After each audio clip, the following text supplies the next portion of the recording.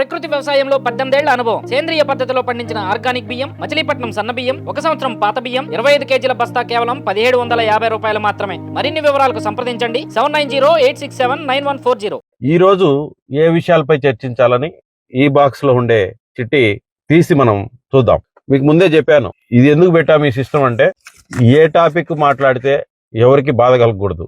ఈ బాక్స్ చెప్పిన వాళ్ళ గురించే మాట్లాడాలా, అంటే ఆ విషయం గురించే మాట్లాడాలా. అందుకే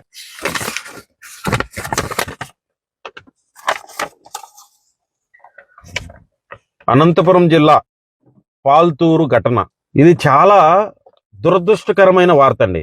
మనం సభ్య సమాజంలో ఉన్నామా లేక ఆటవిక సామ్రాజ్యంలో ఉన్నామా అని ఈ ఘటన మరొకసారి మనకు ప్రూవ్ చేస్తా ఉంది అనే ఒక క్వశ్చన్ ని మనకు క్రియేట్ చేస్తా ఉంది. అనంతపురం జిల్లా విడవనకల్లు మండలం పాల్తూరు. ఎందుకు ఇది వార్తల్లోకి వచ్చింది? ఈ పాల్తూరు అనే ఒక ఊరు ఎందుకు వార్తల్లోకి వచ్చింది? ఒక్కసారి చూస్తే మనకే సిగ్గేస్తుంది.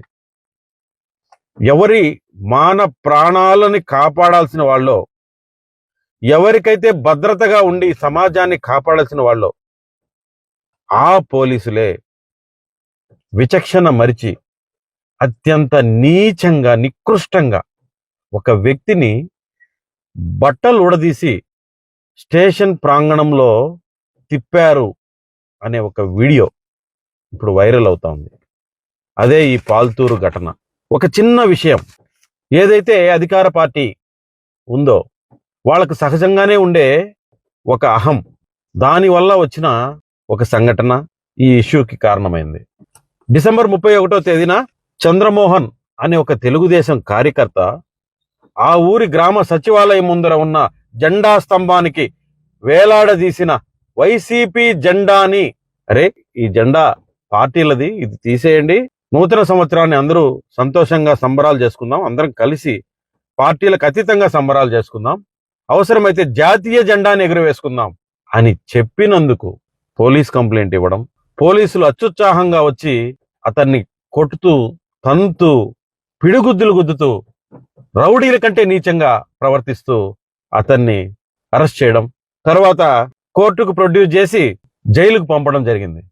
ఇది అప్పటికి ఎవరికి తెలియదు. ఇది 4వ తేదీ కోర్టు బెయిల్ మంజూరు చేసి బయటికి పంపిన తర్వాత అప్పటికే ఆ దెబ్బలు తట్టుకోలేక బాధలు అనుభవిస్తున్న అతను హాస్పిటల్లో జాయిన్ అయితే అతని పక్కటెముక కూడా విరిగిందనే ఒక నిజం బయటపడింది. అంటే ఎంత ఘోరంగా కొట్టుంటారు ఆ మనిషిని, ఎంత ఘోరంగా తన్నుంటారు ఆ మనిషిని. ఎక్కడికి వెళ్తున్నాం మనం రక్షించాల్సింది ఆ పోలీసులే కదా. అరే తెలుగుదేశం పార్టీ కార్యకర్త అయిన మాత్రాన మీకు వైసీపీ నాయకులు ఫిర్యాదు చేశారన్న కారణంతో ఆ విధంగా ప్రవర్తిస్తారండి? తప్పు కదా. అయినా మీరు రిమాండ్కి విధించేటప్పుడు పక్కటెముగా విరిగినా కూడా రిమాండ్కి పంపించగలిగారంటే మీకు హ్యాట్స్ ఆఫ్ అండి, మీకు మీ వ్యవస్థలకు హ్యాట్స్ ఆఫ్. ఇకపోతే ఈ విషయంగా నేను చెప్పాల్సింది ఏంటంటే, పోలీస్ వ్యవస్థ ఎన్నో సంఘటనల్లో మీరు ఇప్పటికే అభాసుపాలైనారు. ఈ రాష్ట్రంలో చాలా మందిలో మార్పు వచ్చింది. ఈ జగన్మోహన్ రెడ్డి ప్రభుత్వం తొందరలోనే కాలగర్భంలో కలిసిపోతుందని తెలుసుకున్నారో ఏమో కానీ చాలా మందిలో మార్పు వచ్చింది. ఈ సంఘటనలు రోజు రోజుకు తగ్గిపోతున్నాయి అనుకునే తరుణంలో ఇలాంటి ఘటనలు ఇంకా భయమేసే విధంగా చేస్తా ఉంది. పట్టుబడి 2 నెలలు కూడా ఉండని ఈ ప్రభుత్వం కోసం పోలీసులరా ఆలోచించండి. పట్టుమని 2 నెలలు కూడా ఉండదు ఈ ప్రభుత్వం. వాళ్ళ ప్రభుత్వంలోనే ఎమ్మెల్యేలు మంత్రులు సైతం ఆ పార్టీని వదిలి పారిపోతున్నారు. ఇంకా మీరు ఏ ధైర్యంతో ఆ పార్టీకి ఆ ప్రభుత్వానికి మద్దతు పలుకుతున్నారు? ఆలోచించండి. ఇలాంటి సంఘటనలు ఎంతో గొప్ప పేరు తెచ్చుకున్న ఈ పోలీస్ వ్యవస్థకి మచ్చగా మిగిలిపోతాయి. దయచేసి మరొకసారి ఆలోచించండి. తొందరలోనే కాలగర్భంలో కలిసిపోబోతున్న ఈ వైసీపీ పార్టీకి ఇలాంటి చెత్త పనుల కోసం మద్దతు నిలిచి మీ యొక్క ఔన్నత్యాన్ని పాడు చేసుకోవద్దని ఈ సందర్భంగా తెలియజేస్తూ, ఆ బాధితుడికి, తెలుగుదేశం కార్యకర్తకి హ్యాట్స్ ఆఫ్ చెప్తున్నాం. నీ ధైర్యానికి, నీ సహనానికి తొందరలోనే పరిష్కారం దొరుకుతుంది. చంద్రబాబు నాయుడు గారు రానున్న రోజుల్లో మనందరికీ మంచి భవిష్యత్తు ఇస్తాడని ధైర్యంగా ఉండాలని మరొకసారి తెలుపుకుంటూ అందరికీ నమస్కారం.